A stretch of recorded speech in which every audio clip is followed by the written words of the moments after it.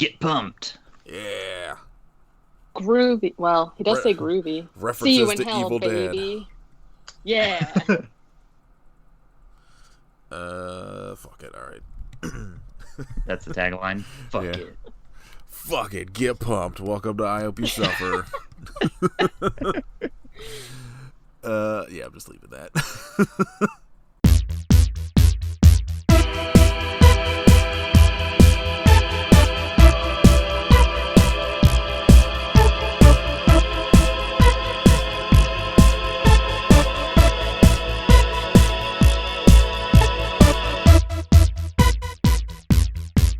That's pretty good, I think. That should be official. Motto.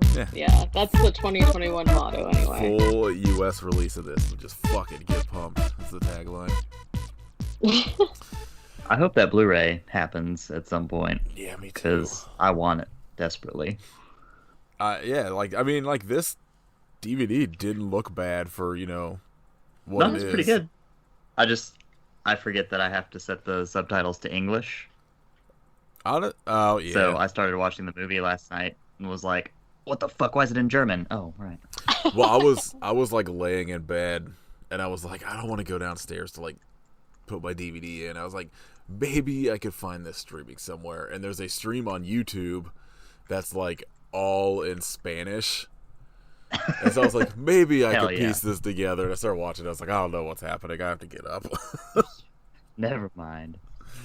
Yeah, it's really interesting because, like, I tried to look up, like, just to kind of see more information on it. And the only, like, page for them that has a wiki is in German. I was like, okay. I guess they really like it. It was a big hit in Germany. Yeah. There's like no info about this movie, and it's very strange. Anyway, this is episode 140 of I Be Suffer. My name is Nathan. I'm Kit. I'm Katie, hopefully. This week we are watching and talking about Bloody Muscle Bodybuilder in Hell from 2012. Probably the least seen movie we've done somehow. Because at least here in like America, the only way you could get it is through Germany. Well, I got it through Terracotta, which I think is I guess maybe Germany. I'm not sure where they're from. I just know it's just ships from the UK somewhere. But it was also pretty cheap, so I get I think they shipped for like right under like $13 or something. Oh wow! Oh damn! Yeah. Because I'd ordered it for me just to have, and then when we decided to watch it, I'd ordered Katie one, and it's pretty cheap. And, yeah. So. Oh, yeah, go ahead. I'm not sure, but I went to like the Terracotta. I mean, I guess shout out to them. I went to their website. Yeah, you can order DVDs and Blu-rays, but they also have a streaming service for Korean. Well, this says Korean dramas and comedies, kung fu, martial arts, Japanese horror, Hong Kong action, manga, and anime. So that's amazing. I assume their streaming stuff probably doesn't work here. Because it's how, like Netflix, you have to have Netflix Germany if you're in Germany and shit. You can't just, like... Yeah. You just get a VPN. Yeah. Terracotta has a bunch of cool shit that I very much would have watched that I've never heard of. Look at that. The first thing on there is Meatball Machine. Yeah, there's also something called My Wife Always Pretends to Be Dead, and the picture is just like a guy with his head inside a crocodile. Hell yeah. Like, there's a movie on here called Encounters of the Spooky Kind that looks very dumb. I want to see it. But then it's funny because, like, I was looking at their website the other day, and it was like, they have Hausu, they have Meatball Machine, they have this, like, almost like all the stuff. They have Tag, like. Yeah, they have some stuff. They have a lot of stuff that I've never seen streaming on anything here. Katie, did you watch the trailers at the beginning of the DVD? Like when you start the movie or whatever? No, nothing played for me. Oh, I had trailers at the beginning of mine, including a movie called Big Tits Zombie. Oh my God.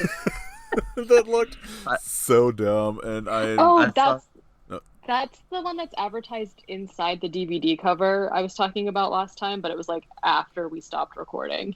I ended up like looking it up on Letterboxd because I was like, I gotta see what this is fucking about, and I fell down a I rabbit feel like hole. it's self-explanatory. Nick. Well, no, like I wanted to see like what the director did. So his other movies are, let's see, he's got Big Tits Zombie, Killer Pussy, Giant Woman versus Big Octopus, Oh, hell yeah. Let's do that. Sumo Vixens, Wasp Woman in Tokyo, I've heard of that. Oh. Man Eater Museum. Oh. That like- sounds very quaint in comparison. Like they like, it looks like all of his movies are just probably like trauma-esque, like horror movies, but like TNA movies as well. Mm-hmm. Killer I mean, Pussy that's- looks, the poster for it looks insane.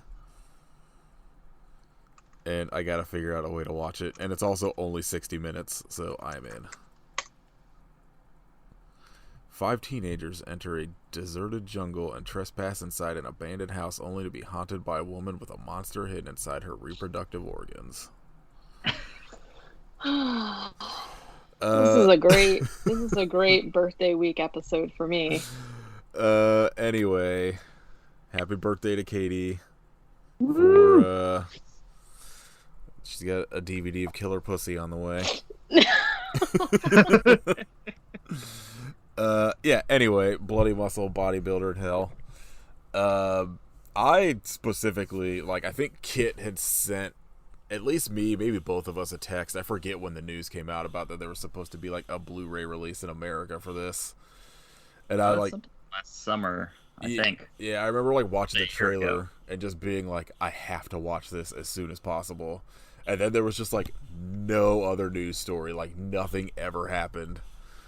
Yeah. And so Just vanished. I just started like searching, just like if anybody, 'cause I knew it had like a DVD release overseas, but I didn't know if it would play here. And I found like the Terracotta, and like a bunch of people reviewed it saying it would play on like US DVD players. So I was like, fuck it, it's like $13 or whatever. I was like, I'll risk it. And if not, I was like, I'll just eventually probably buy like a region-free Blu-ray player anyway, so whatever. And so once I knew it like worked, I was like, fuck it, we should do this. And I knew Kid had like gotten a copy, so the rest is history. Yeah. Alright, I hope you suffer, but why? But wow. No, so what'd you guys think of this? It rips. Buy it for $13. What It's worth it just to see a hand attached to a neck hole. Dude, I fucking Crawling around. lost my mind.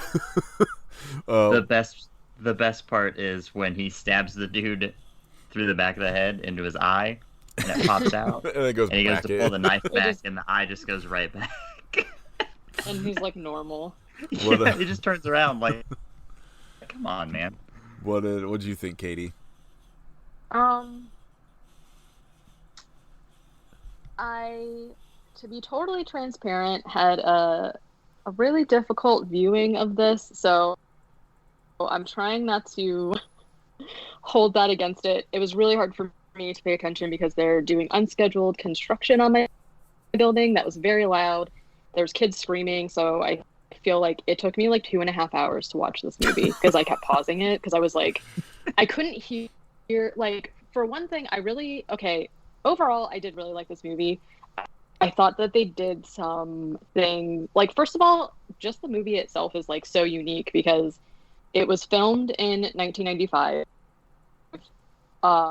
They didn't edit it until 2005, and then they, like, finished it in, like, 2009, I think, and then it didn't come out on DVD till 2012.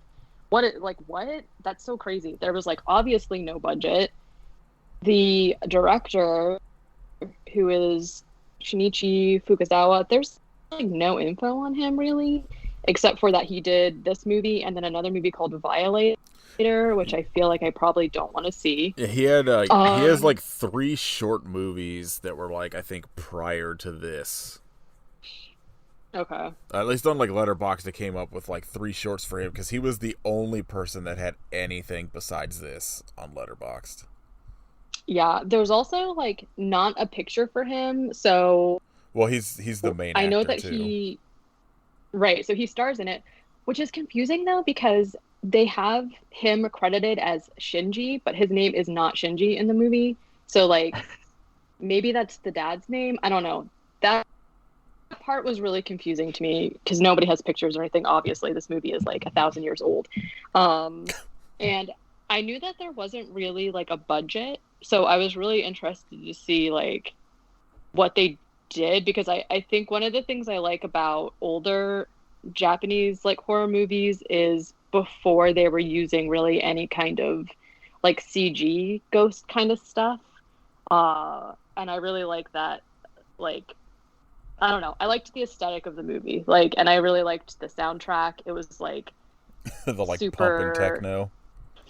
Yeah, but then also there was like this one thing that played when they're like coming to the house that really reminded me of like the Exorcist theme, but like I don't know. That was like really cool to me, and I like the premise of it. I just sort of the only thing that was missing for me is that some of the ways that they decided to, I don't know, they do a lot of these like still frame things in the movie that were kind of weird to me. Yeah, that's like it. Yeah, go ahead, finish your thought. I'll get into what I was gonna say. Oh, those are just kind of the things that didn't work for me. And then I don't know. In some ways, I sort of appreciate that there's really only like 4-ish characters in this movie, but at the same time, I kind of wanted more spooky stuff. Well, it's like it's like really, really gory, but not a lot of spooky. Like, do you like the Evil Dead movies? Have you seen them? Yeah, they're okay. They're not my favorite. Yeah, I was like, say this is like it is because it's, you know, it's always credited as like the Japanese Evil Dead, and it's basically what it is. Like, because, you know, Evil Dead is just like, at least the first one is like Ash and his friends go to a cabin and they're like the only characters. So it's just, you know, 5 people. This one was only like 3. Yeah. I fucking loved this. This was like the perfect mix of like goofy and bad, but also extremely fun and charming for me.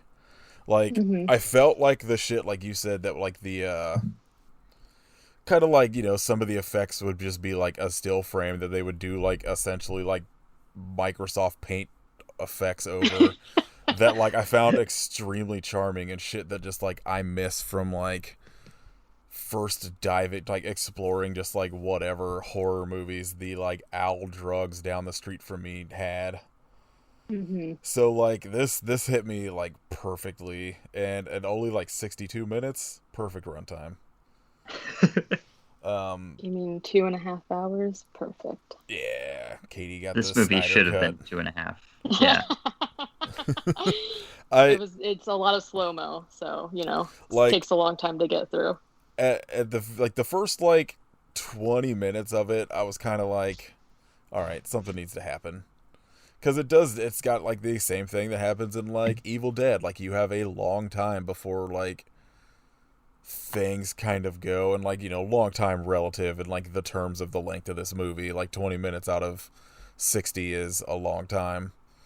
And so like, but like once they get to the house and things start happening, I was way in. Dropping clocks on people's heads. And the fact that he's just like has the like the wherewithal to be like, I was standing nowhere near that clock. Yeah. All right, before we dive into like the actual plot stuff.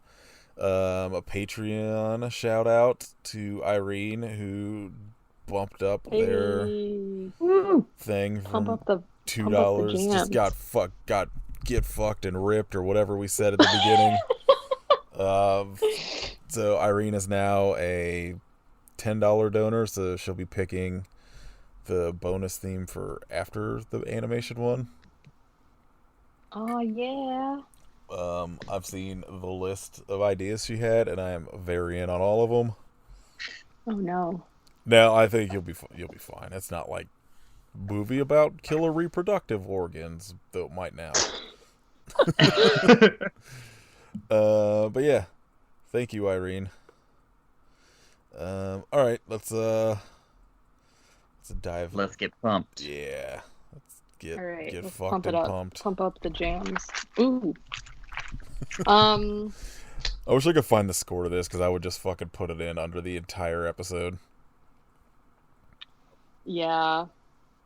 It also did that thing that a lot of older movies do, where like they'll play a song, but then they'll just like cut it out. They'll just like abruptly stop it. And I was like, oh, okay. Sometimes it really works with like some of their scares, and sometimes I was just like, did you need that couple seconds of music? But it's fine. Okay, so this movie starts with a thing that tells us we are somewhere in Tokyo in the early 70s. And we just like jump right in here. There is a woman who is trying to stab a man because he wants to leave her and marry someone else. And she's like not happy about it. And she's got this like big old knife. They're kind of struggling with it. And he essentially turns the knife like inward, so she stabs herself instead. Accidents happen. Yeah. He also like he kind of wasn't really that shocked. He was just kind of like, oh. So she falls on the ground, and we zoom in on a necklace. And as she's just like laying there dead, he watches her, I guess, to make sure she's dead. He like pulls up the tatami mat on the ground, and then also axes through the floor, and so that he can bury her under there. And he very dramatically picks up her necklace and drops it on her back. And as he's doing that, she reaches up and grabs him and says, "You're mine." But then he axes her, and she's actually dead. I like the shot of like the necklace where blood just soaks into it terribly. Mm-hmm. Yeah. Then we get the title card, and we find out that it is 30 years later. We get a shot of a muscle builder pumping some iron, and meanwhile his phone is ringing for like 20 minutes. It's kind of annoying, but he's got to finish his set, bro. He is finally picks up the phone, and this is why I'm confused about why they're saying that this guy's name is Shinji, because he picks up the phone and introduces himself as Watabashi, which, is his family name. Then later in the movie, somebody calls him Naoto. So we're just going to call him Naoto. I don't know where Shinji came from. But basically, he picks up the phone and is like, yeah, what's up? It is somebody named Mika who is asking him for a picture of a haunted house because she's doing an article about haunted locations.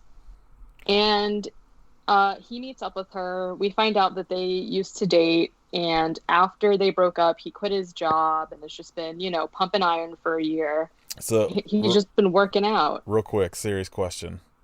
Do you think this movie somehow Zach Baggins saw it and it just like shaped his life? I think so. Just getting fucking pumped and finding ghosts. I think so, yeah. Well, yeah, because it's like Zach Baggins' whole thing is he's like, I don't believe in spirits, even though I came face to face with one and now I'm looking for them. And this guy is like, also doesn't believe in ghosts at all and just pumps iron. So yeah. She kind of like makes fun of him a little bit for like the fact that he doesn't have a job, and he's essentially like, well, I don't have any family and I don't have a girlfriend, so like I'm just gonna do whatever the fuck I want, essentially. And she's like, okay. He gives her the photo, and it is a quote unquote ghost photo, and they like show the photo, but I didn't see that there was a ghost in it. I don't know if I remember that. Because they like specifically refer to it as a ghost photo, and it's like a picture of the outside of the house. And I should have paused to look, but I didn't.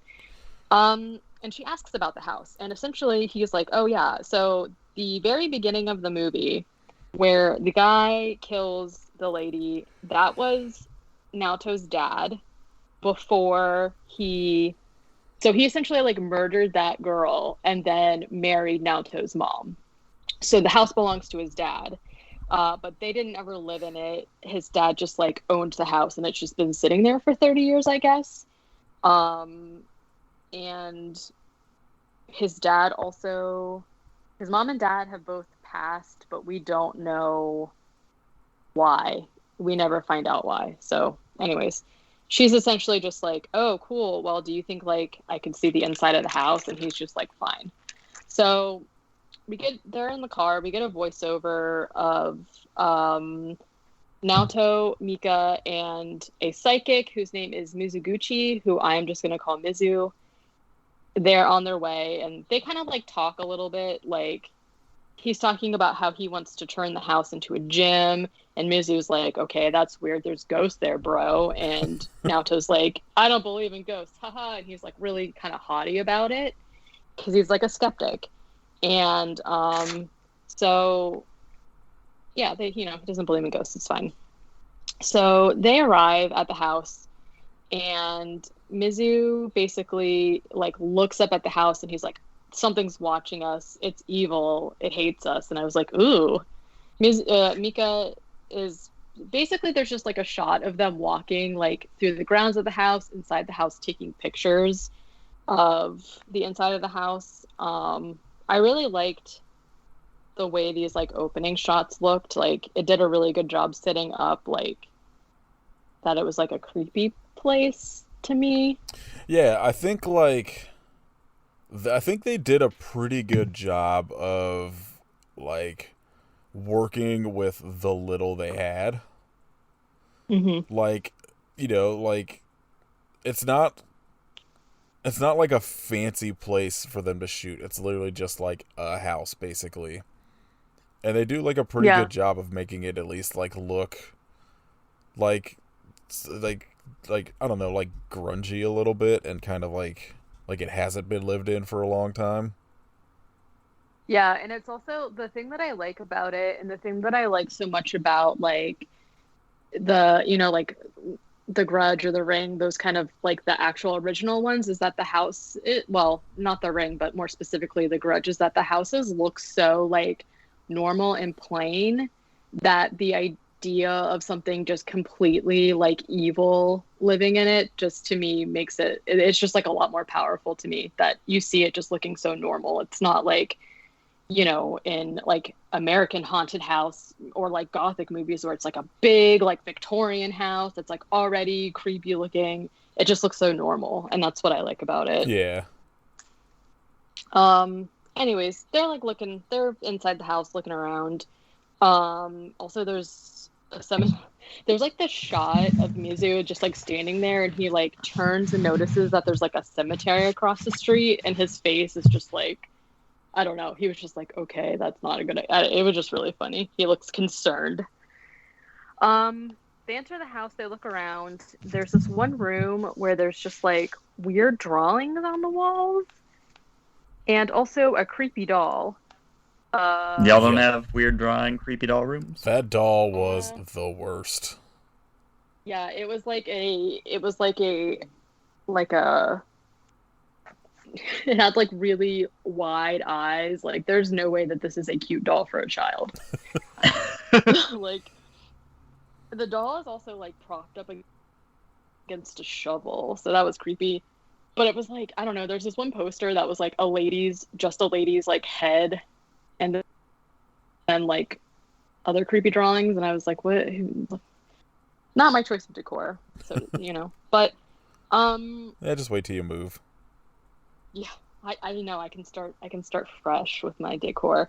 So they're just looking around. We look in the kitchen. I like had a moment because they have these like cardboard boxes that apples used to come in, like on the floor, and they literally have those same boxes in Animal Crossing, and I was like, oh my god.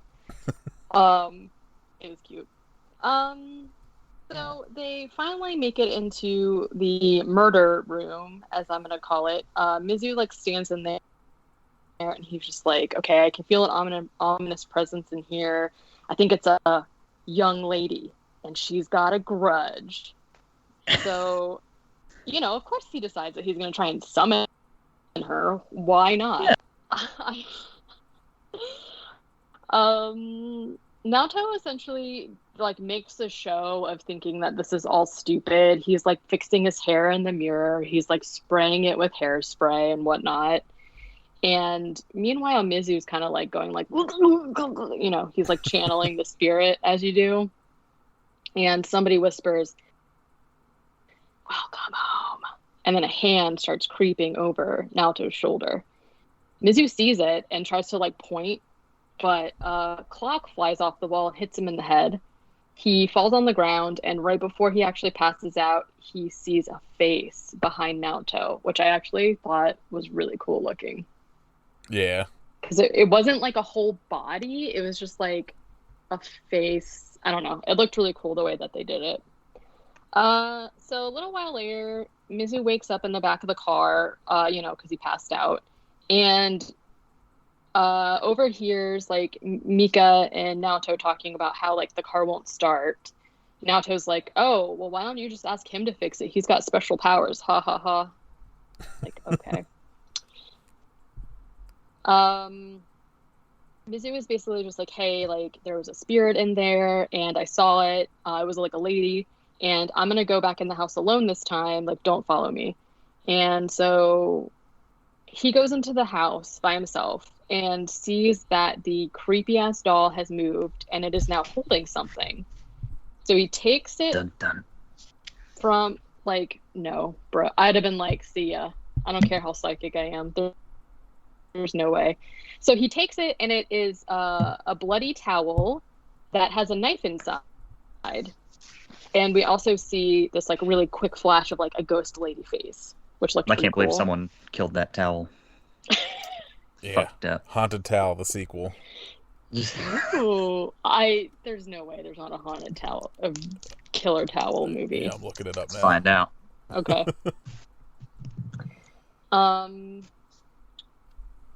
Yeah, we see the ghost. Nothing coming up on Letterboxd. I'm just gonna look up the word towel. Oh, this was a bad idea. It does pull up true crime towel on Etsy, which is concerning. Oh, boo. Ew. I was thinking like it's like a true crime themed towel. I was thinking at first that you were talking about like a murder towel. A murder towel, yeah. Let's see. A spooky ghost face. He is startled because he's like, that's like her aura. So he backs up into the hallway, and in the background, there's just like a woman sitting at a table with her back to him. And I was like, oh no, I don't like that. So of course he like walks up to her and is kind of trying to like help her. He's like, what, like, hey, talk to me. What's going on? Do you need help?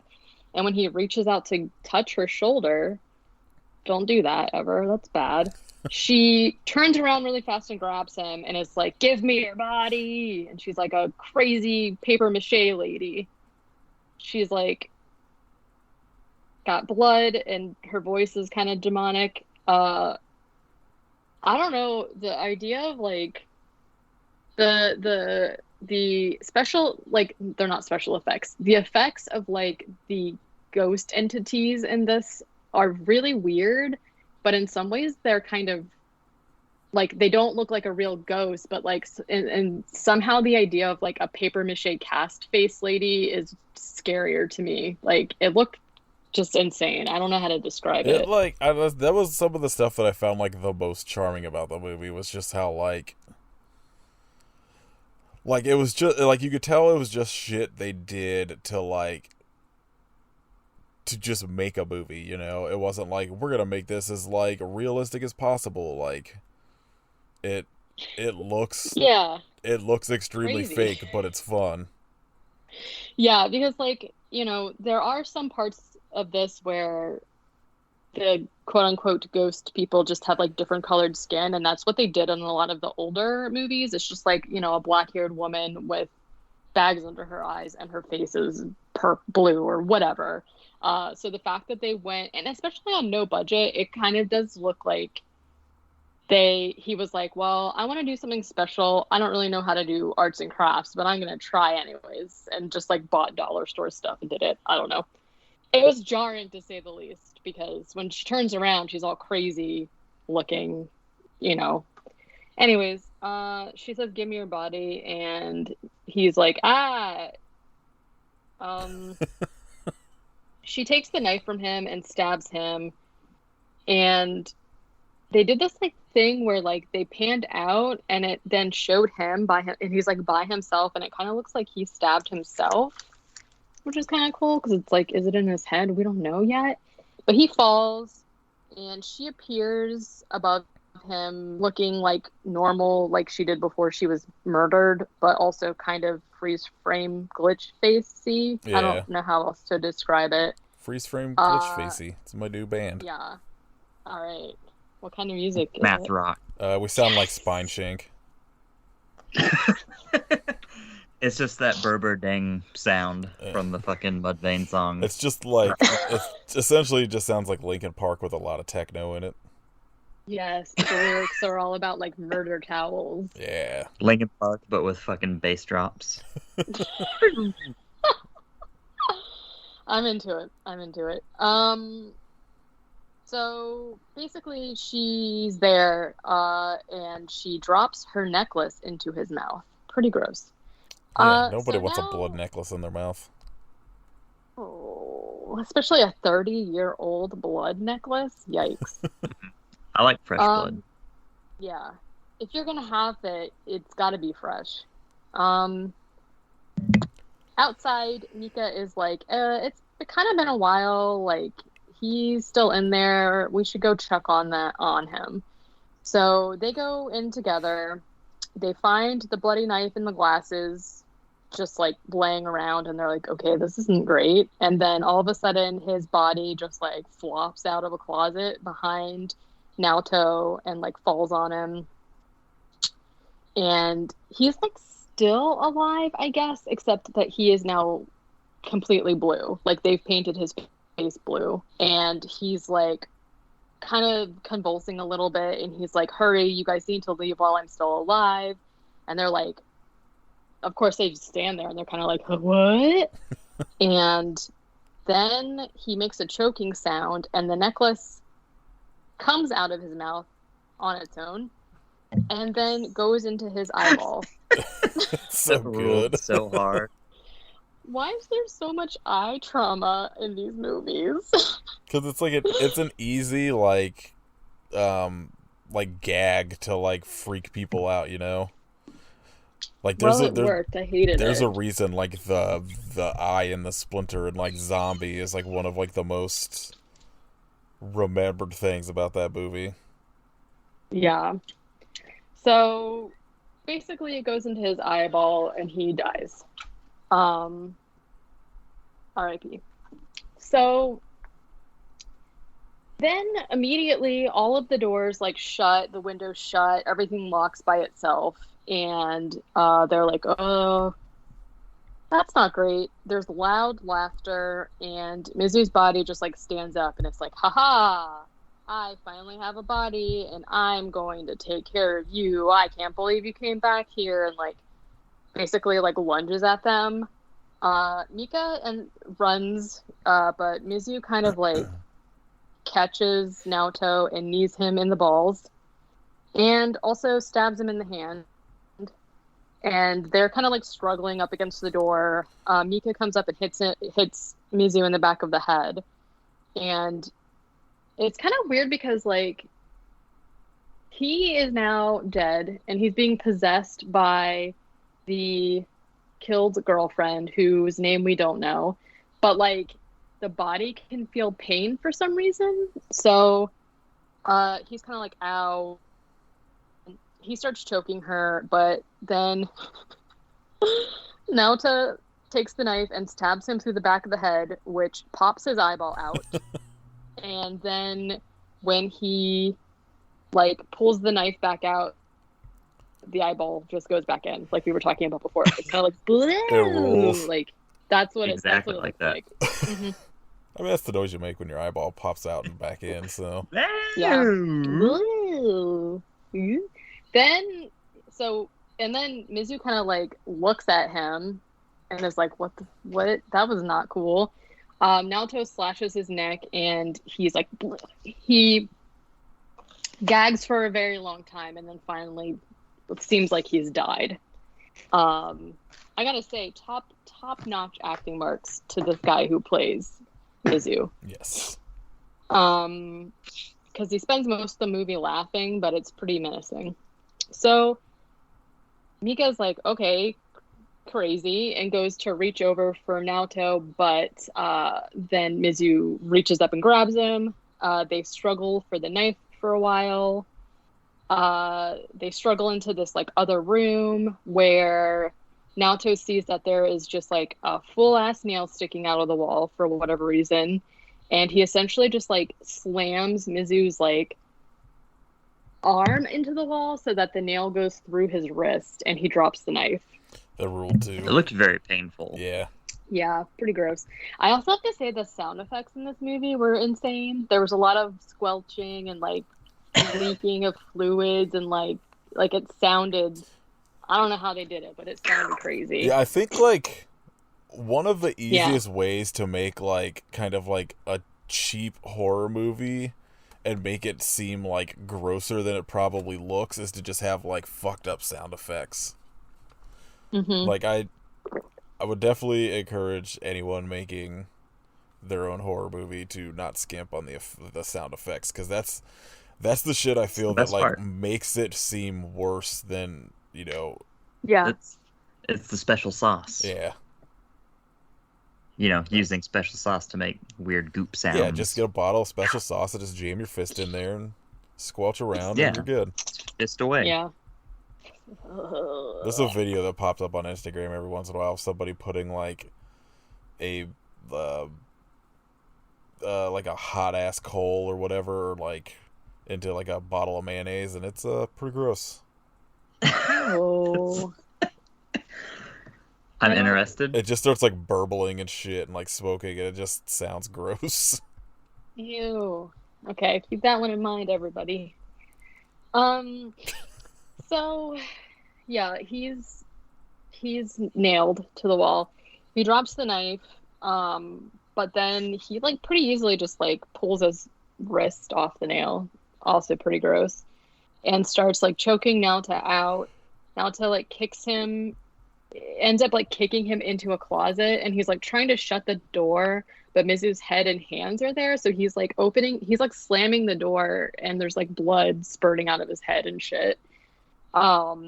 Finally Mika comes up and just punches him in the face, and then they're able to barricade him into the closet. So they go to try and like see if they can get the window open in the living room, and they're like kind of arguing about like what they should do, because like nobody knows that they're there, no one can hear them or whatever. And then the TV turns on and there's static, and at first I was like, oh no, but it ends up being fine. It's Naota's dad's head, and he's like, hey, that guy is being possessed by my ex-lover. You know, I killed her because she lost her mind, and essentially she doesn't care that you're not me. She's just gonna like torment you until you guys are dead. And they're kind of just like, oh, okay, I mean, it happens. And basically he says that like she's not strong enough to be able to keep them there, but she's using Mizu's psychic powers to like amplify herself and keep them locked in the house. And he says, in order to be able to leave, you basically have to hack his body into a bunch of pieces, and then his face melts. Yeah, his melty face. So, you know, and so they hear a bunch of banging. They go to check on Mizu, like in the closet, but he just comes crashing through the bathroom ceiling. He starts choking Mika, and Naota like hits him in the head with a shovel. They like struggle a bunch, and eventually Naoto just like chops Mizu's head off with the shovel, but like he like stabs the shovel into the wall, so it's like stuck. It's like stuck in the wall, and then Mizu's head is just sitting on it, and his body is not there. He's like, okay, cool. Nico wakes up and is kind of like, what the fuck's going on? What's happening? Because Mizu's body is gone. And they're like, okay, that's not great. But then it just like attacks them, you know, headless. And Naoto's just like fumbling with it for a while. And Mika finds an axe and like slow-mo throws it over to Naoto. And then he, you know, hacks up Mizu's body. There's blood splurting everywhere. There's body parts all over the place.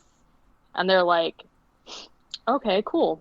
So they go over to the door to leave, but it still won't open.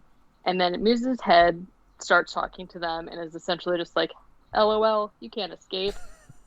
And it's like kind of like talking shit to them or whatever. So Mika just kind of like rolls it over so that the mouth is like facing the shovel and it can't talk. Then we get kind of a shot of just like his body parts kind of like wiggling around and like bleeding like a river. Yeah. Like sounds like a babbling brook, you know. And Naoto is essentially just like, okay, well, I don't know, maybe we should just like burn his body. And he goes to get like the poster I was talking about, the drawing I was talking about, where it's just like the lady's head, and I assume that he's gonna use it to like start a fire, but he opens it instead and it's just like, hey, did you do this drawing? And Mizu's head is like, yeah. Like, what? Yeah. So the ghost was just like living in that house doing the drawings, I guess. Yeah, I mean, you know, you gotta occupy yourself somehow. That's gotta be pretty boring being a ghost. Yeah, and he's like really proud. The ghost is really proud about having done this really shitty, creepy drawing too. So Naoto is basically just like, hey, like, can I have your lighter? And Mika's like, what are you talking about? Like, you told me to stop. Like, in the beginning, she was gonna smoke, and he was like, don't do that. It'll stop you from being beautiful or some dumb shit. And she's like, okay. So she's like, oh no, I took your advice. I don't smoke anymore. And so they realize that they don't have a lighter, so they can't actually like burn his body. And so then like they're like, okay, well maybe we should go to the basement, because earlier the dad had said go to the basement, even though it took them a really long time to finally do that. Yeah, so they go don't down there. Listen. I mean, I guess. At first I was like, are we just gonna like not actually go in the basement? Like, what's the deal? So they go down there. They find that Naoto's gun had a dad. Naoto's dad had a shotgun down there. And so he takes it and he's like doing all this like, you know, it's kind of like action shots, I guess. He's got like the bullets or whatever, and he cocks the gun and he says groovy. Like he actually says groovy.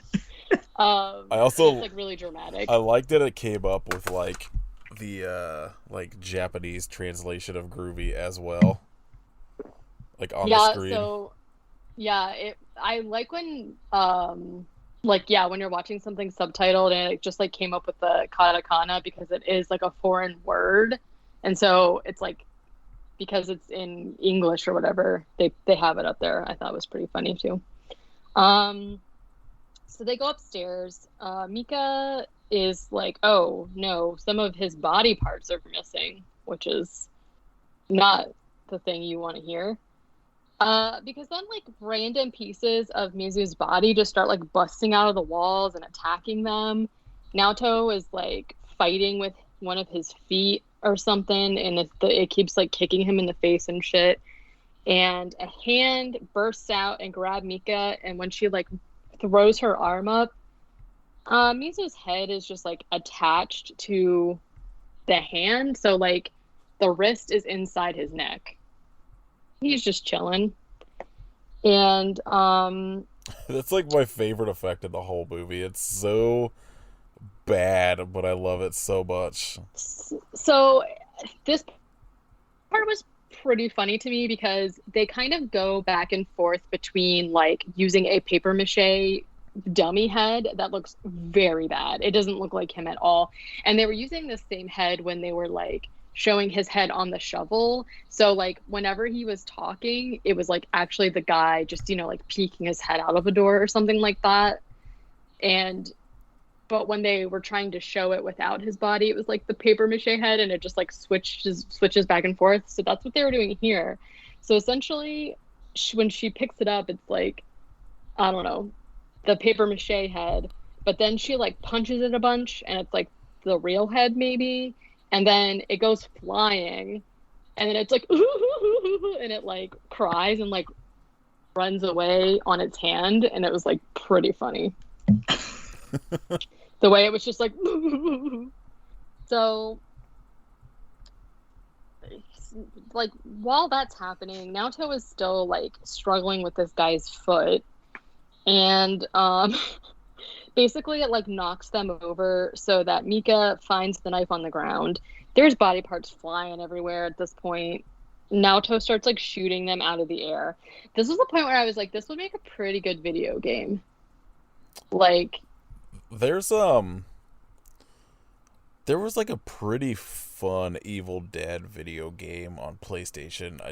There was like 2 of them, and I remember one of them being pretty fun. I played both of those, and they were, but I don't know. I think this one can make a pretty good one. Yeah, that's a little bit different. Just hand heads and stuff all over the place. Yeah, because like the crawling idea all of, over. like, you could have the game start as like kind of like a Fatal Frame type thing where she's got her camera, so she's like taking pictures or whatever, and then like then it goes to like a hack and slash. Once you like hack up Mizu, then you have to like go find the pieces of his body parts. Like maybe they would be more scattered, and you have to actually go find them, and it's not just like you're standing there and they're anyways. I think it would be cool. So he's shooting body parts. The hand thing drops from the ceiling and lands on Mika bites her neck, and Naoto is like, revenge, and just like presses in on its eyes with his thumbs so that it like detaches from her, and then he throws it into the TV, and it lands on the corner of the TV with like its mouth opened, and I was like, that sounds so painful. Yeah, I'm not wanting like, to experience that. No. And he finally shoots it, and it explodes. There's a lot of gore going on with that. Then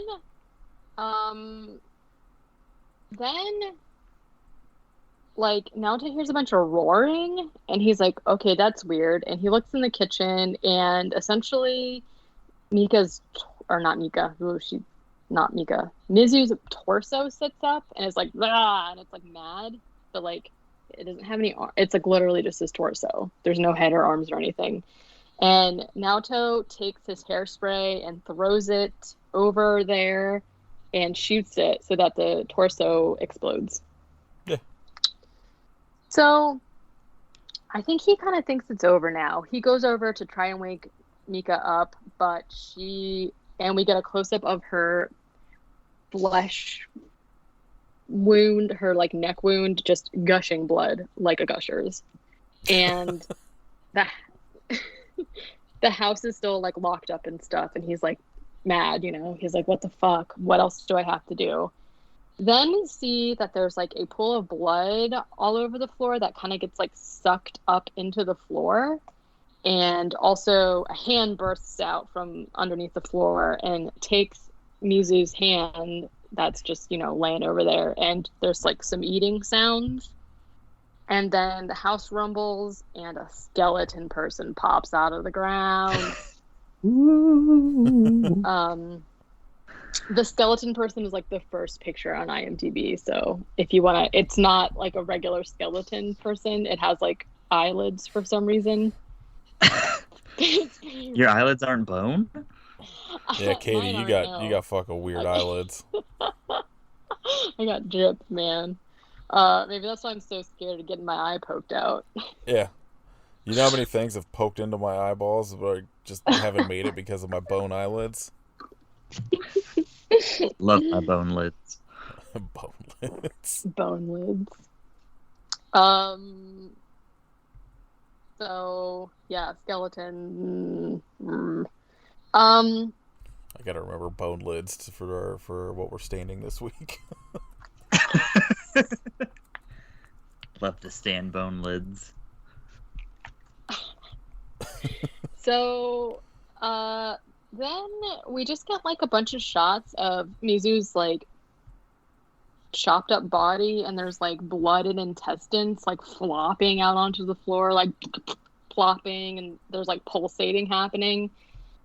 We're like, what the fuck? And then like a whole blob of his like intestines and pulp and whatnot goes squelching across the floor, and it is wearing the necklace now. It looks beautiful. It opens the door into the room and essentially like goes up to the skeleton and like merges with the skeleton. And now it forms into like a gross melted pancake face. Oh my god, lady. this fucking makeup is incredible.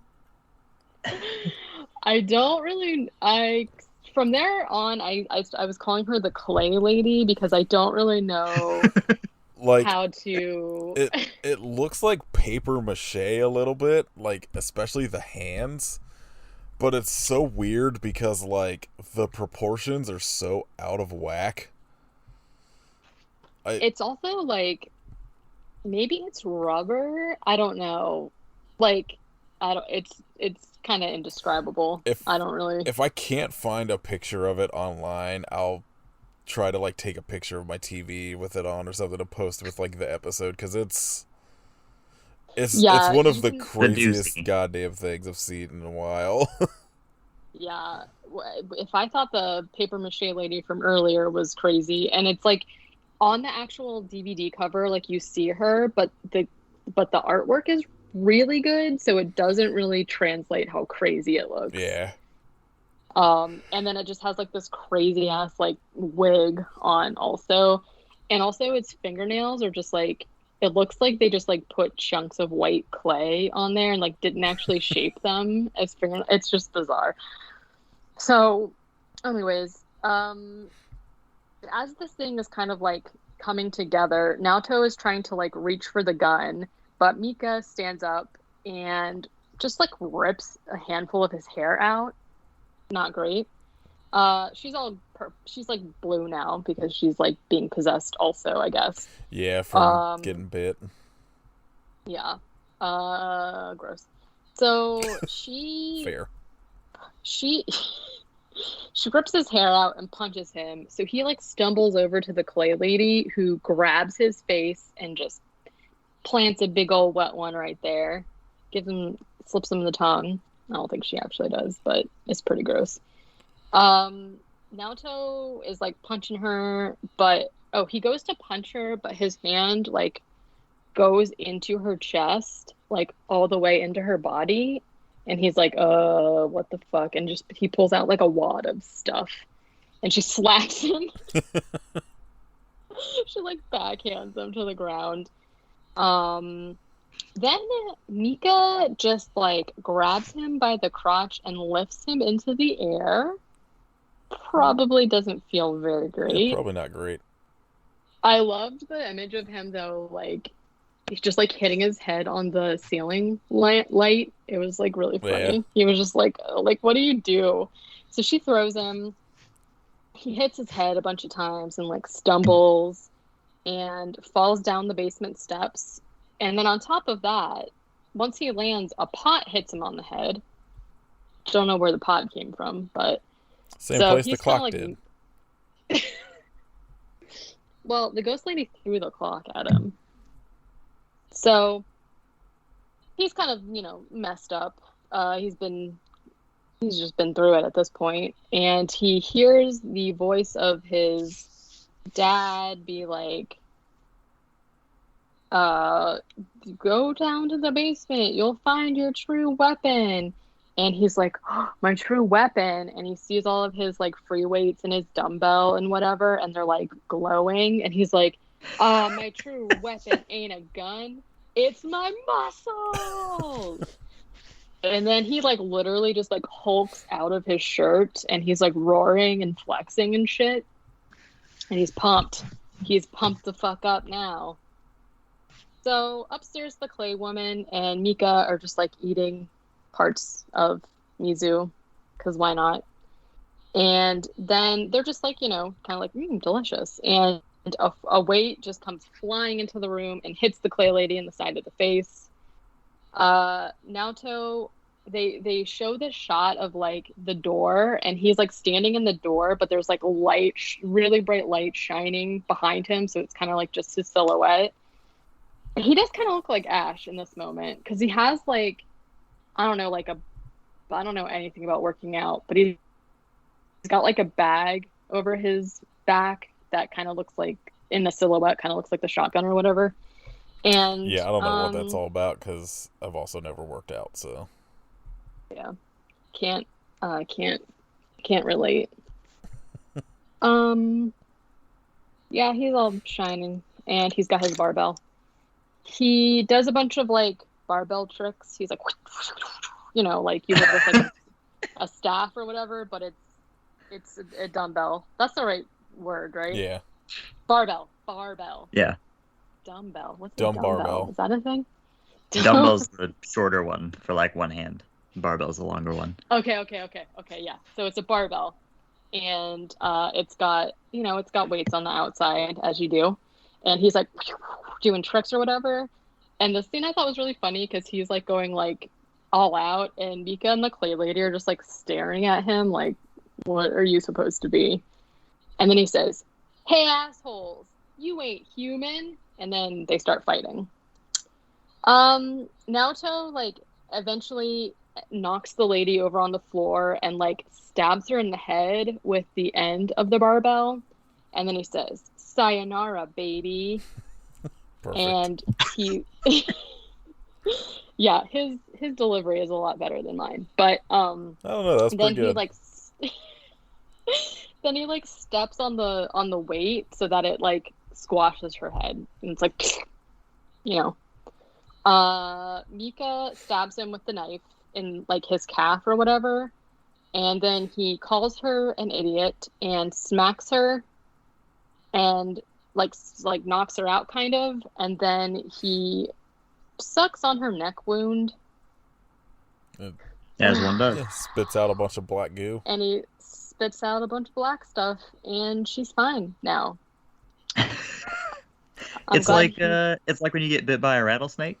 Yeah. And you gotta suck the poison out, like City Slickers. At least it wasn't like, if you get stung by a jellyfish and someone pees on you. Like, I would rather that than getting peed on. I like that it's like he sucks out a bunch of black goo, and then a bunch of yellow goo comes out, and then then she's just fine. That's pretty gross. Get too much colors in you, lady.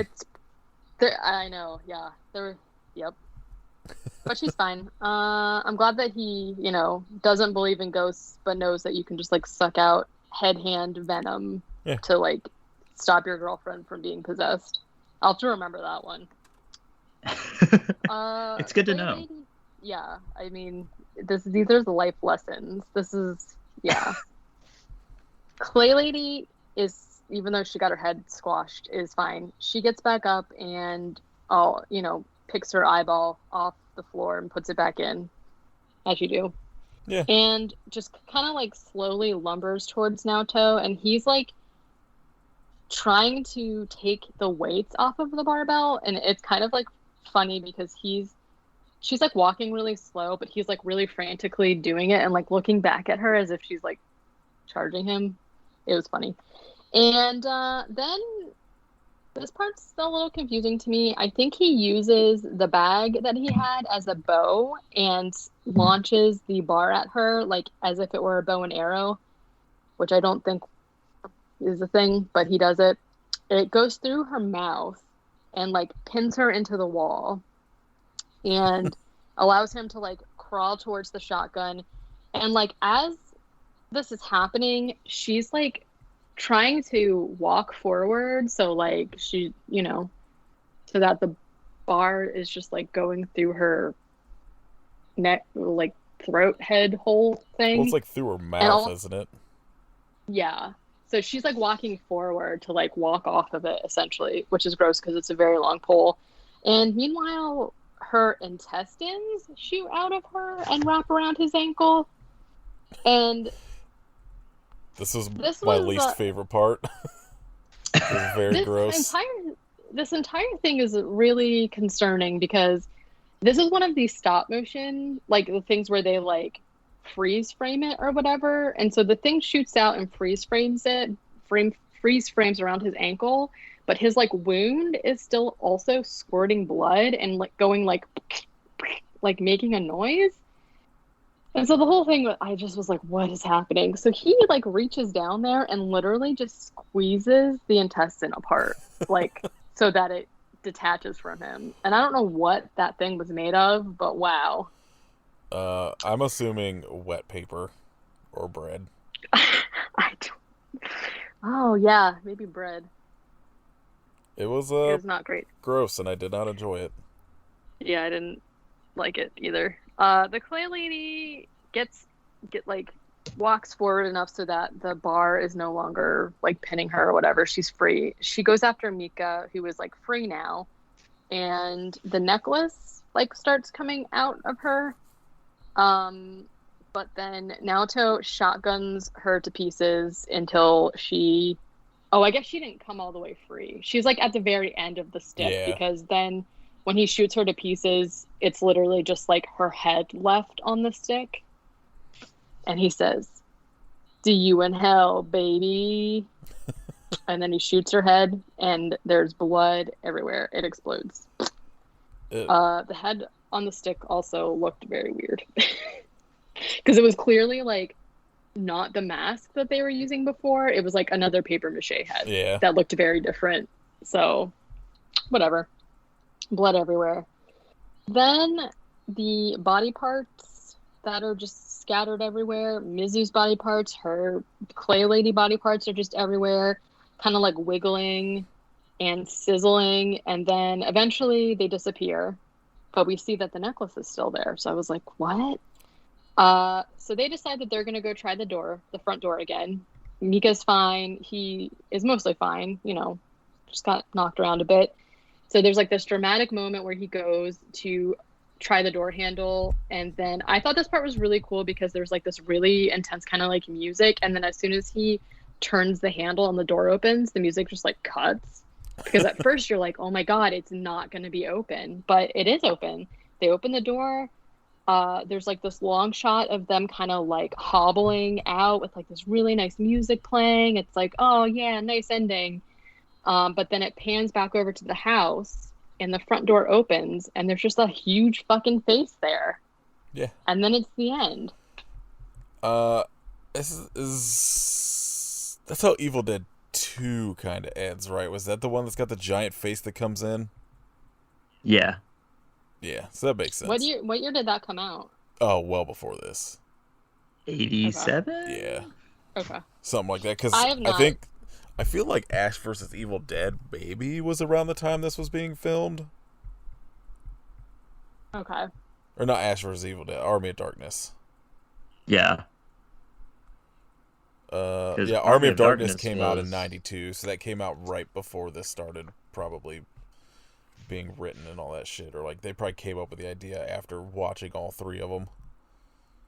Right, and so that's, like, I've seen them, but, like, probably not more than once, and, like, not enough to catch anything that's not kind of overt, because, like, a lot of the things that I caught that was like an homage to it obviously are just like really overt things. And so yeah, I was kind of wondering like what other stuff, like subtle stuff, I probably missed just because I'm not as familiar with it. But I mean, it was mostly just like the overt stuff, like the groovy and like the thing on the back that's supposed to look like where the shotgun was at and all that shit.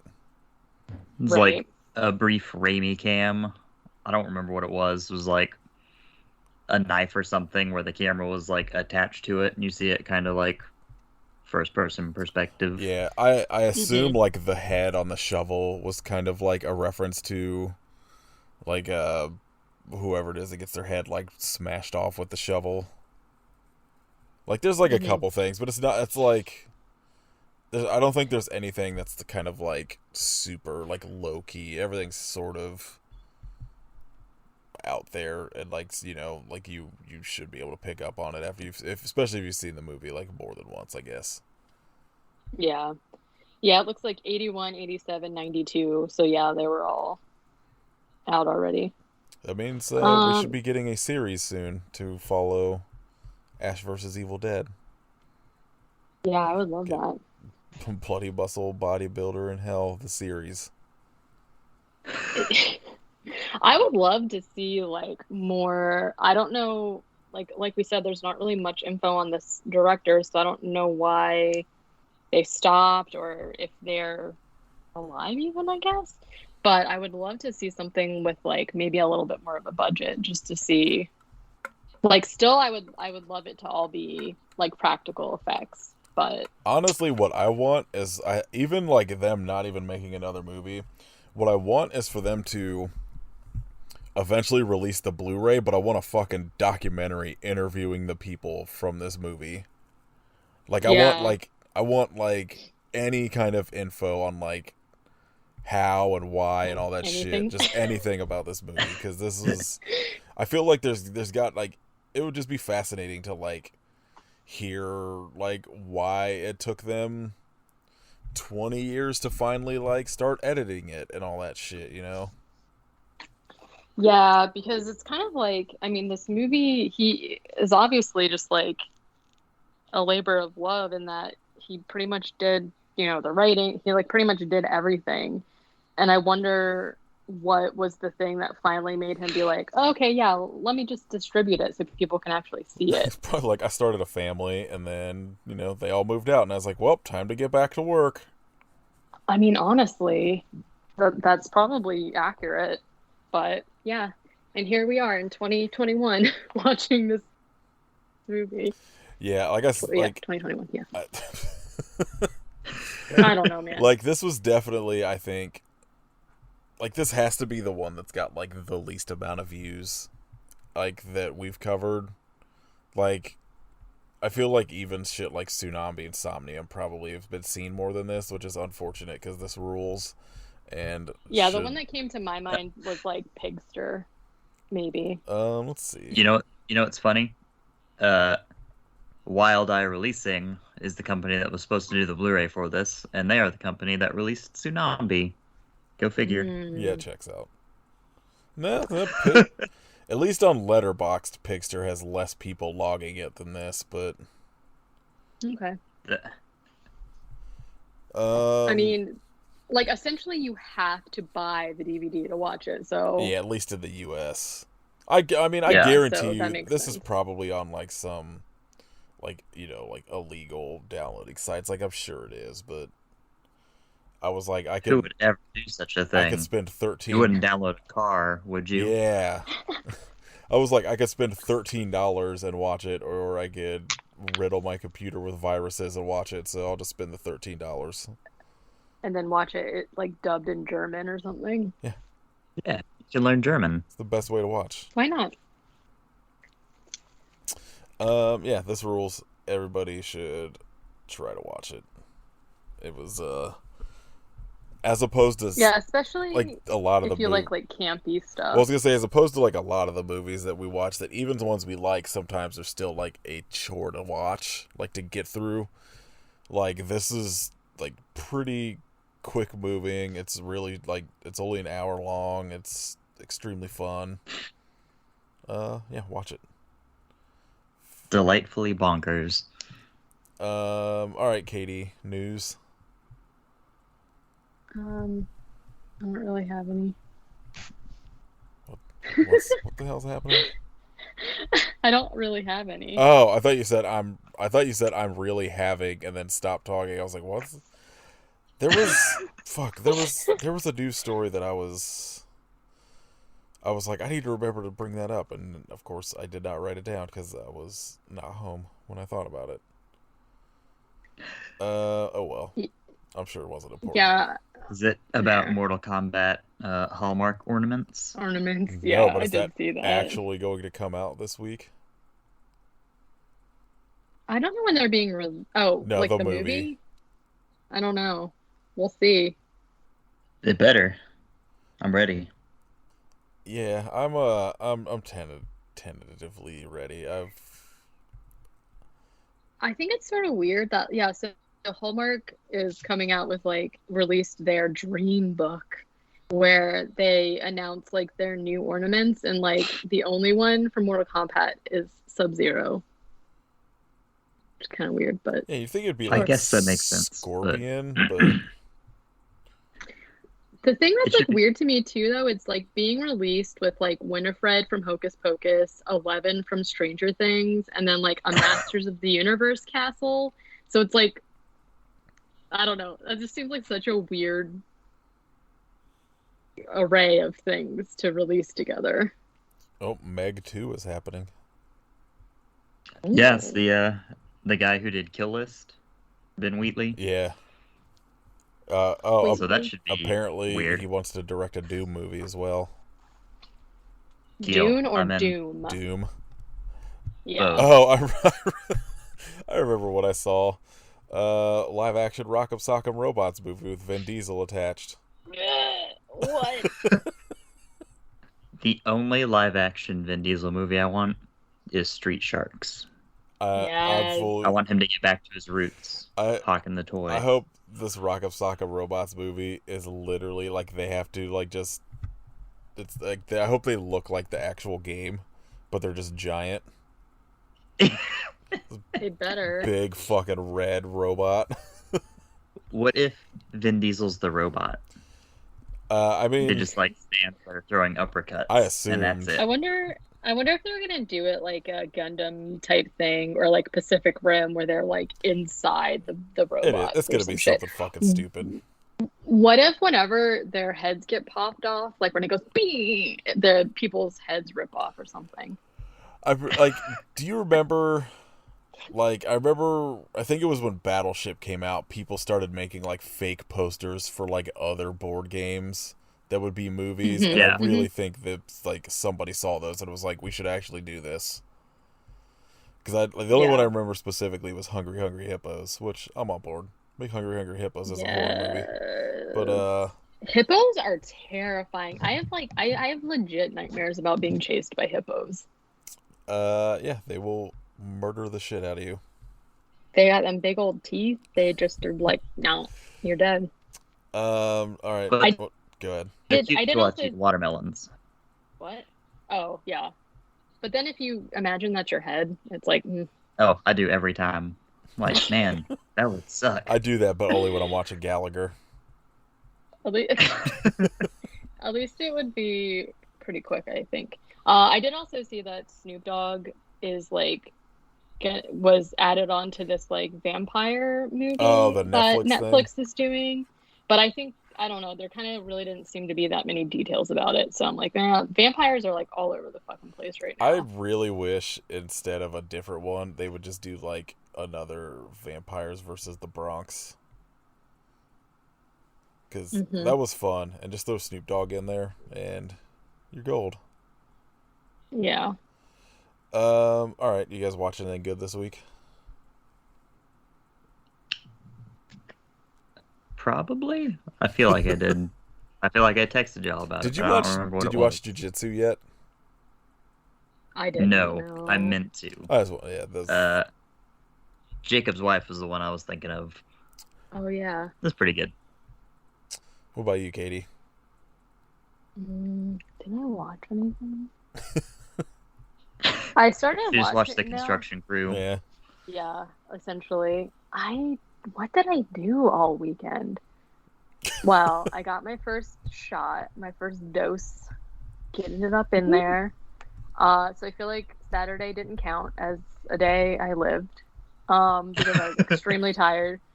I started watching this show called Unexplained, but instead of EX in Unexplained, it's just X, and it's hosted by William Shatner, I and was it's hoping you said like, Jamie Oh. Kennedy, I no. was hoping she was going to say Exhibit. X-Pac. X-Pac.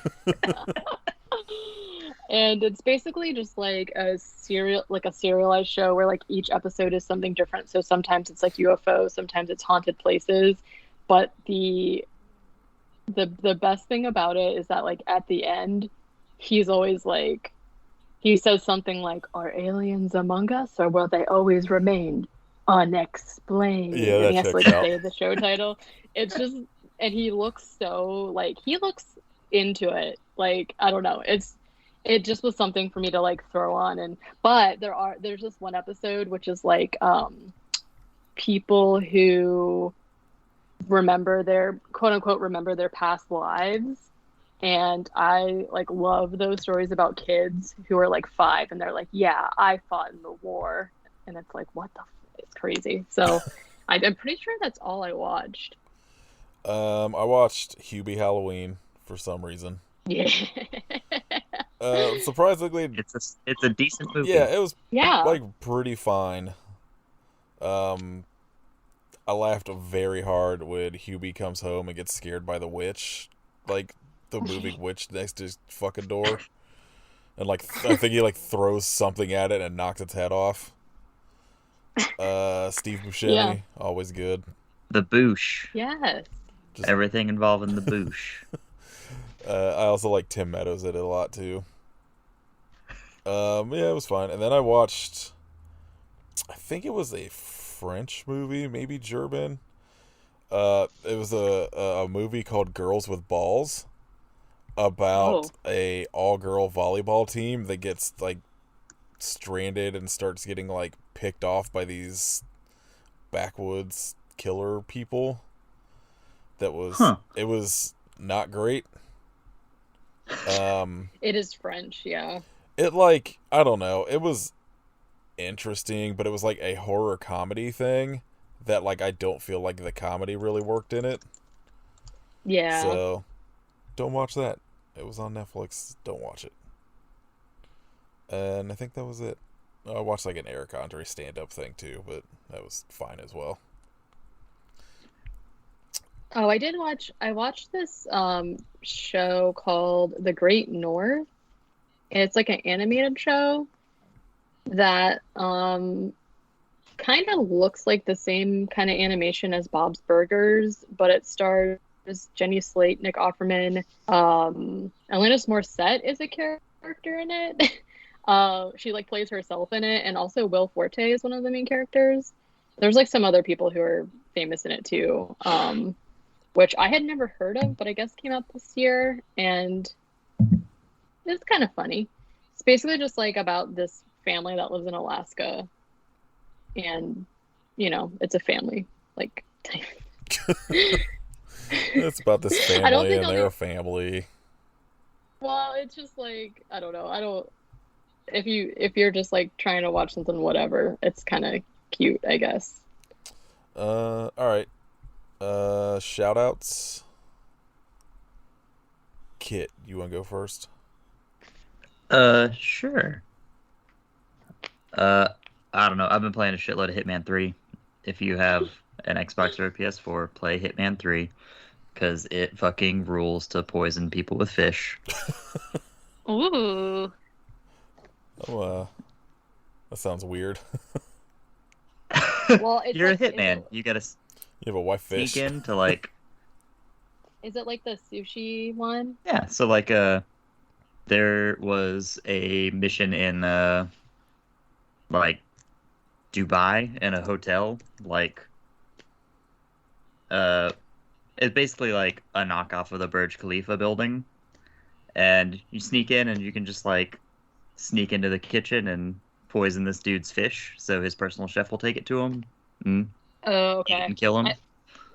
I thought you meant like the fugu, like there's like a Japanese fish that people eat as sushi, like Oh, like sashimi. the Yeah, puffer fish. there But there yeah, was a mission in one of the older Hitman games where you could do that. I like that. That's crazy. What about you, Katie? Knowing my luck, I would like chop it up and Eat accidentally it. do it right and feed it to somebody, and then they would be fine. And I'm like, damn it. Oh man. I'm gonna also shout out a video game. I know I've talked about it on here before, but I'm gonna shout out the Fatal Frame series because when this movie started and the movie, Bloody Meatball Builders, when they were like walking the grounds and they like first walk in and Mika like takes a picture of the hallway, it like really reminded me of playing Fatal Frame because it's like a survival horror game that takes place in like Japan, obviously, in the 80s. And like the whole point of it is like, not the whole point of it, obviously, there's a story, but you use your camera to like capture spirits.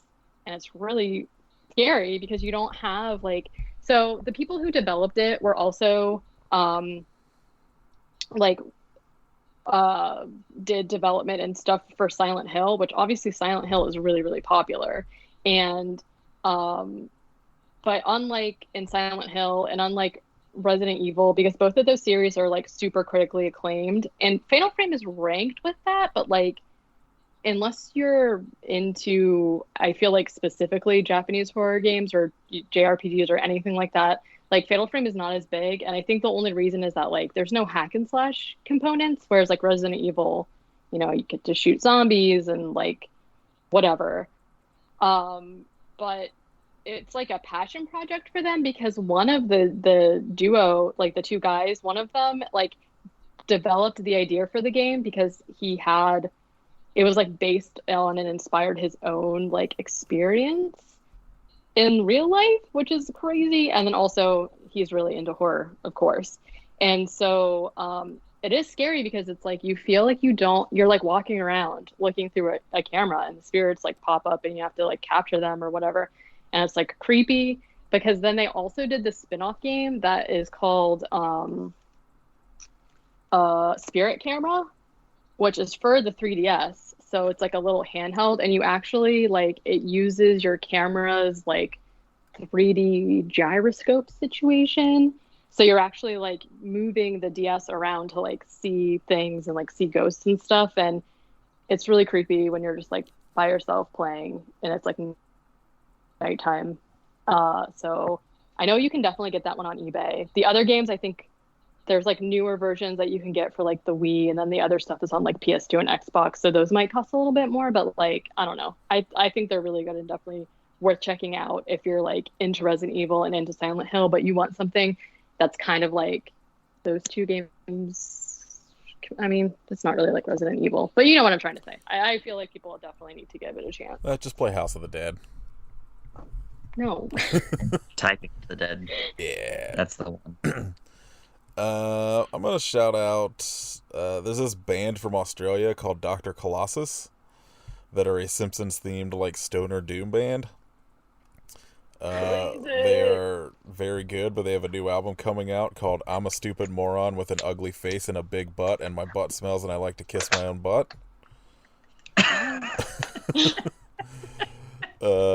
I'm pretty excited to eventually hear it, whatever it comes out. When the fuck's this come out? What's May the shorthand for that? 26th. I'm a stupid moron, probably. What's the like? What is it called when you take just the first letter of the word and then you? Oh, like an acronym? Yeah, I was gonna say anagram, but I know that's not the right word. Yeah, what's the acronym? IASMWAUFAABBAMBS AILTKMOB. So it's like, Yeah, something like that. all right, cool. But yeah, it comes out like in like May 26th, but you can like pre-order it on Bandcamp, and they got like vinyl and all kinds of shit.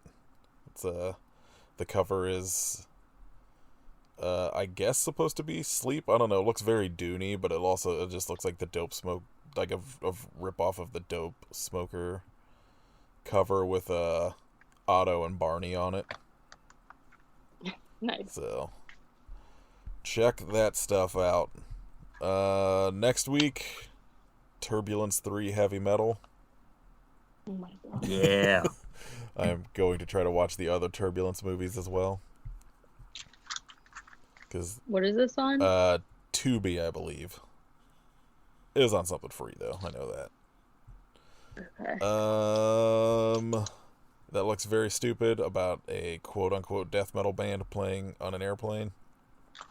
But it is extremely stupid. The person looks like very much like Marilyn Manson and not a death metal band, so that checks out for movies trying to put anything heavy metal into their movies. Or almost any music genre that they just clearly don't know like anything about. Yeah. His name's Slade Craven, which rules. I love that. It's so perfect. I was trying to find a movie that specifically had something to do with like metal, and it was between that and Hack-O-Lantern, and I was like, I saw the name Slade, and I was like, I'm in. This looks real stupid. Slade. So I could cut this out if not. Katie, are we going to announce something on the 26th? Sure. Yeah, sure. I mean, I was going to say something because this will come out on the 26th if you. Yeah. Oh yeah. I can make that work. Okay. So sort of going into our Patreon spiel as well. Because I think I'm going to announce the thing, even though I won't have them yet, but just that they're coming. If you are a member of our Patreon, you will be getting what turned into a 5-hour-long bonus episode on the Alien franchise. The entire franchise. Movie franchise. We did commentary for every movie, every film. To be fair, that would really only cover like Prometheus and Covenant for 5 hours. Oh my gosh, yeah. It was like, I don't remember. I think I said it in the recording, but it was like 16 hours worth of movies or something like that. Yeah, they're all like 2 hours or more, I think. And I think if you watch like the extended versions, it's like going close to like 3 hours on some. It's like a whole day. Yeah. Yeah. But yeah, so that'll be like if you're part of our Patreon, you'll be getting those for free. I think they're like we ordered USBs that I'm gonna send them to everybody on that Katie did some artwork for, and I think those I should be getting. They said by mid-May, but I know they're in production now, so hopefully earlier. That I'm excited about. We've been working on that for a long time. It's been so hard not to talk about it because I think did we do it in like January? No, it was like January, February. Yeah, it was right? probably like February. Yeah, and as you will all find out, it was my first time watching almost every single one of the movies. I think so they were all only seen like Prometheus. I had seen not even half of Prometheus. Yeah. So it was my first time watching all of them. It was so hard for me to not like live tweet when I was watching some of them. So I'm excited to like be able to talk about it and like listen back to it. Yeah. So if you want to join our Patreon, anybody that joins, I'm saying by the time I get the USBs, I'll say anybody that joins by like, the first week of May, you'll be getting one for free. Our Patreon is patreon.com/IHopeYouSufferPodcast. I don't know if we'll make the episode more widely available in the future. As of right now, my plan is to just have it just be on that. Maybe just put it on like the Patreon at some point, but it definitely won't be like general consumption. So if you're a completist, think about joining that Patreon. You need it. Yeah. If you don't want to be a loser, you should get up on that. Yeah, and you'll get a cool USB that you can, I don't know, put somewhere in your house and look at it sometimes and be like, oh yeah, there's that podcast. That's what I want everyone to think of when they think of us. Yeah, just there's that Oh podcast. yeah, there's that podcast. That USB. Oh. I want whenever someone looks at a USB of any sort, not even a flash drive, just like a regular dongle, they think of us. Yeah, if you see like a foot USB, think of us. Yeah. Also, when Katie and I were kind of like trying to shop around for USBs and stuff, we realized there's slap bracelet USBs. So, coming soon. What an invention. Do you want to talk about what you've been working on, Katie?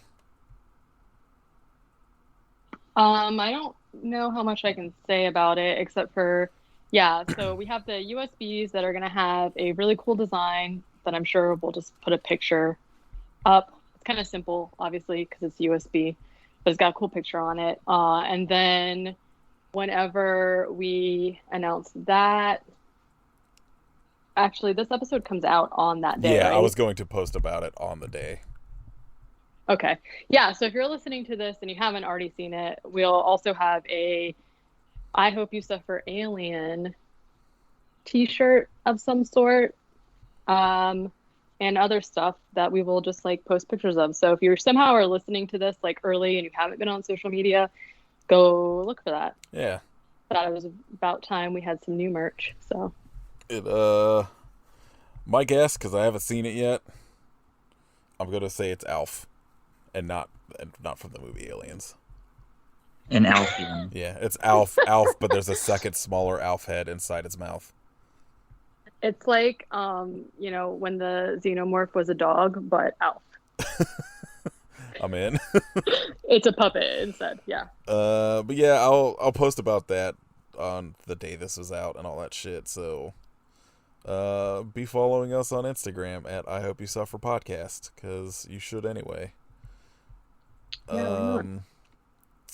You can leave us ratings and reviews and all that bullshit on iTunes, and tell us your favorite material for an eyelid. Yeah, do you have bone lids? Do you have flesh lids? Like, what do you got going on? Do you have like Venetian blinds for eyelids? Ooh, that's what I want. That'd be interesting. Yeah. A little high maintenance, but it's worth it. Yeah, she just gets like wipe some dust away every once in a while. Yeah, Let's see. Follow Kit at Hidden Kitstery. Follow Katie at Werewolf Face on the things. You can listen to my other podcast, Nate and Kate Movie Club. We released an episode the day we're recording this with past I Hope You Suffer Pigster guest Irene on the movie The Big Lebowski, where she brought us lingonberry pancake scones when she came over. Yum! What the? That sounds love delicious. lingonberry. But yeah, you can listen to that. Kit and I were on a Diary of Doom talking about Evil Bong, and if I remember correctly, a bunch of other bullshit not related to Evil Bong. I believe you do remember correctly. And then Kit and I were also on Customers Also Watched talking about a Mad Max ripoff called Land of Doom, which still mad about that dude's not gun barrel fingers. Features a very cool movie poster that did not translate to the movie. Unfortunately, not a very cool movie. Yeah, it was not great, but that episode was pretty fun. And we somehow turned into a lot of talk about the Oakland Raiders and Judas Priest. So, and Ric Flair. Yes, I'd much rather talk about those three things than Land of Doom. Yes, so it worked out. Yeah, but other than that, Watch Turbulence 3 Heavy Metal. I assume it's a masterpiece. I'm gonna say probably don't watch it. If you don't, Slade Craven's gonna come for you. Yeah, he's gonna come play some, what I assume probably sounds like the band Him, and it's called death metal. I can't wait. Probably. Razorblade Romance is the soundtrack. Yeah, probably. It's good. You know, I feel like it's got to be some stupid bullshit like that, where it's gonna be like this death metal band, and they just sound like fucking Stabbing Westward. Yeah, like whenever someone is like, "Yeah, I'm into death metal," and then like, I mean, I personally am not very into death metal, but I can guarantee anytime someone says it to me, and then I'm like, "Well, what are you listening to?" And then I listen to it. I'm like, this is not death metal. All right, yeah. I'm gonna say watch it because I feel like it's gonna be real stupid, but probably kind of fun. Because I feel like movies about airplanes are sometimes fun, like Bunny Plane. Slade Craven plays a concert on an airplane. How could it not be fun? Yeah. That sounds. Slade Craven. Just watch Bunny Plane instead. Very solid film. Needs more Slade Craven. It's got Edge and Frasier in it. What else could you want? All right. I hope you slayed but Craven. Ooh.